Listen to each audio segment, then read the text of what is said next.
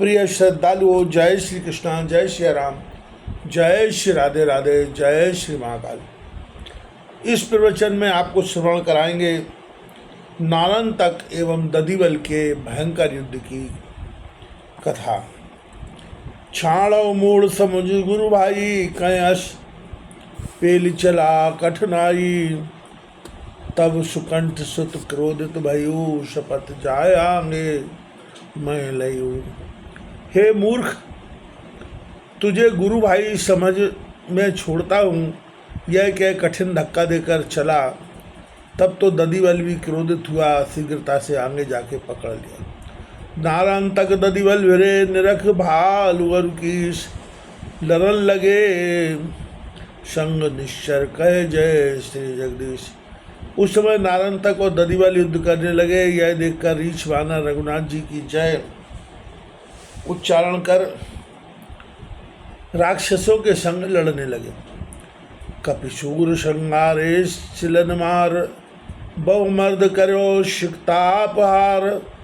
भट बेहवा बलवासी, जिते कपि मार गिराए बचन एक। वीर कपियों ने शिला मारकर राक्षसों का संहार कर दिया, बहुतों को मलमल कर डाल दिया। वे रेते के पर्वत से दृष्टि आते थे, अथवा पर्वतों की पीस कर रेत कर दिया। बेहवा पुल के जितने राक्षस थे सब मार डाले गए, एक भी ना बचा। रहे एकाकी मनुजाद वीर, किए द्वंद्व युद्ध उर्गाद धीर। दो लरत लहे छवि ही भांति, गिरि कज्जल कंजन उभय गाती। कागभूषण जी बोले, हे धीर गरुड़ जी, बस एक नारंतक ही भी राक्षस रहा, उससे दधिवल का द्वंद्व युद्ध होने लगा। दोनों के युद्ध करते समय इस प्रकार की छवि दिखती थी, जैसे कज्जल और सोने के पर्वत परस्पर युद्ध करते हैं। युग घटिका ऊपर एक याम, दो भिरे समर बल योग धाम। पुनिभा अलक्ष्य सो करत युद्ध, बलवंतु भय सम गत क्रुद्ध। एक पैर दो घड़ी वे दोनों बलवान महायुद्ध करते रहे। फिर युद्ध करते करते नारंतक अंतर ध्यान हो गया। दोनों बली थे, किसी को कुछ श्रम नहीं हुआ और क्रोधित हुए। कय षड प्रकार श्रुति युद्ध रीत, सुख मान्यव सुर देखत सुप्रीत। लखपुत्र एकाकी पुलक गात, कहे बाल अनुज अति हर्ष बात। शास्त्र में 6 प्रकार युद्ध करने की रीति लिखी है, उसी प्रकार प्रेम सहित युद्ध होता देख देवता प्रसन्न हुए। पुत्र को अकेला युद्ध करते देख सुग्रीव पुलकित शरीर हो जामवंत से प्रसन्न हो बोले। जामवंत सद बचन मृद, कहो सुकंठ पुकार। कहो तात दधिवल कबय, धनुजय डारे मार। जामवंत से सुग्रीव ने यह मनोहर वचन कहे, कहो तात, यह दधिवल राक्षस को कितनी देर में मार डालेगा। समर करत लागी अति बारा, यह सुन बोले ऋक्ष गुवारा।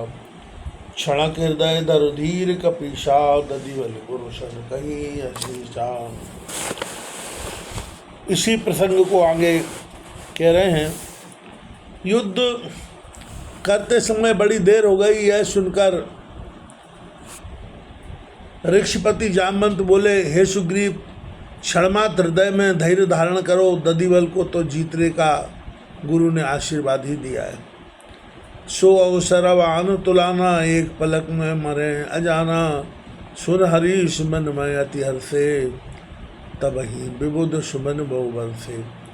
वह समय अब आके पहुंचाई है, यह सूखे राक्षस एक पल में मरता है। यह सुन सुग्रीव मन में बड़े प्रसन्न हुए।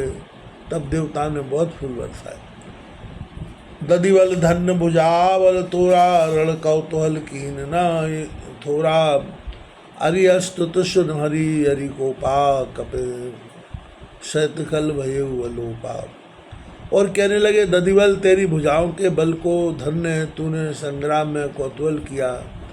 बानर की बड़ाई सुन बानर शत्रु नारायण तक क्रोधित हो दधिवल सहित अंतर ध्यान हो गया। योजन अयुत अष्ट नव जाई, दधिवल सुमिर हृदय रघुराई, गए मन जाद भूमि पर डरा, कर चकोरते मरती बारा। 80,000 योजन आकाश में चला गया। दधिवल ने हृदय में रघुनाथ जी का स्मरण कर राक्षस को पकड़ पृथ्वी पर दे पटका। तब नारायणतक ने मरते समय घोर चित्कार किया। मरते समय अति शब्द 10 मुख तनय, हरि हरि हरि कही, तज अधम तनुधर सुबग बपु दुजनाथ, मुदिगति सूलही। जय हेतु सुर मुनि सिद्ध नाना, भांति जप तप मख किए, श्री राम करुणा सिंधु सो फल सहज ही धनुजय जिए। मरते समय बड़ा शब्द करके रावण के पुत्र ने राम राम उच्चारण किया। यह नीच शरीर त्याग दिव्य शरीर धारण कर मुनिगति अर्थात मुक्त हो गया।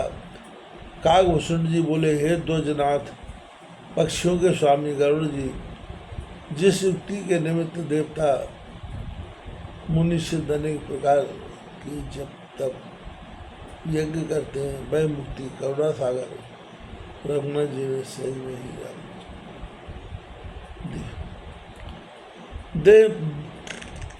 देखता सुगति विबुधगण, अभय भय खगराय, प्रमुदित बरसे पुझर राम चरण चितलाय।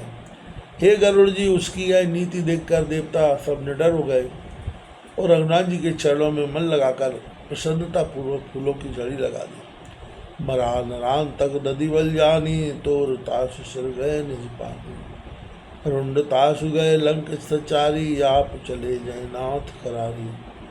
दधिवल यह देखकर कि नारायण तक मर गया, तब उसका सिर तोड़ अपने हाथ में लेकर उसका रुंड रंगा फेंक दिया और आप रामचंद्र के पास चले। निशा प्रवेश भूतवय ताला, चल चल महान शेष कराला, जाई समर में सुगत समेता, उधर अभाय गए सुन निकेता।